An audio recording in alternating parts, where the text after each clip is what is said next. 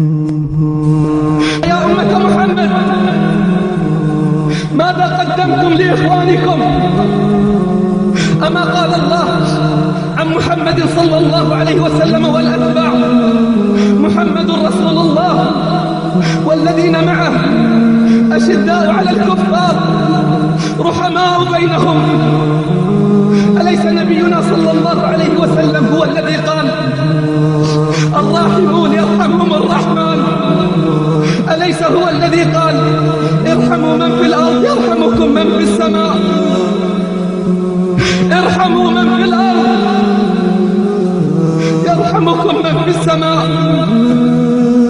يروى أنه صلى الله عليه وسلم قال: أيما مسلم كسى مسلما ثوبا على عري كساه الله من فضل الجنة، وأيما مسلم أطعم مسلما على جوع أطعمه الله تعالى يوم القيامة من ثمار الجنة، وأيما مسلم سقى مسلما على ظمأ سقاه الله تعالى يوم القيامة من الرحيق المختوم. فلما سمع الصادقون هذا الكلام من نبيهم واستشعروا الأجر والثواب تسابقوا وحبوا لإنقاذ وإطعام المسلمين. أخرج صاحب الدر المنضود أنه أصاب الناس قحط في خلافة أبي بكر رضي الله عنه، فلما اشتد بالناس الأمر جاءوا إلى الصديق وقالوا: يا خليفة رسول الله، يا خليفة رسول الله صلى الله عليه وسلم، إن السماء لم تمطر وإن الأرض لم تنبت وقد توقع الناس الهلاك، فماذا تصنع؟ قال: انصرفوا واصبروا فإني أرجو أن يكون الفرج قريب.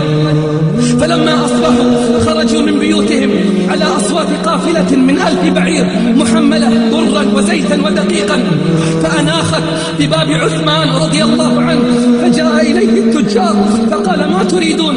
قالوا: إنك تعلم ما نريد. قال: كم تربحونني؟ قالوا: الدرهم بدرهمين. قالوا: أعطيت أكثر. قالوا: 4. قالوا: أعطيت أكثر. قالوا: 5. قالوا: أعطيت أكثر. قالوا: ليس في المدينة تجار غيرنا، فمن الذي أعطاك؟ قال: إن الله أعطاني بكل درهم 10 دراهم، والله يضاعف لمن يشاء. أعندكم زيادة؟ أعندكم زيادة؟ قالوا: لا. قال: فإني أشهدكم الله تعالى أني جعلت ما حملت العير صدقة لله على الفقراء والمساكين. باعها لله، باعها لله، والله اشترى. جعلها في بطون الجائعين وكبود المساكين، جعلها للأرامل والأيتام والمساكين. فأين لنا بمثل عثمان؟ أين لنا بمثل عثمان الذي اشترى بأمواله رضا رب العالمين، فأطعم الطعام وواسى الأرامل والأيتام. ووالله إن قيمة ثوب أو حقيبة واحدة من مستلزمات الأفراح تكفي لإنقاذ عائلة مسلمة منكوبة لتقف على قدميها.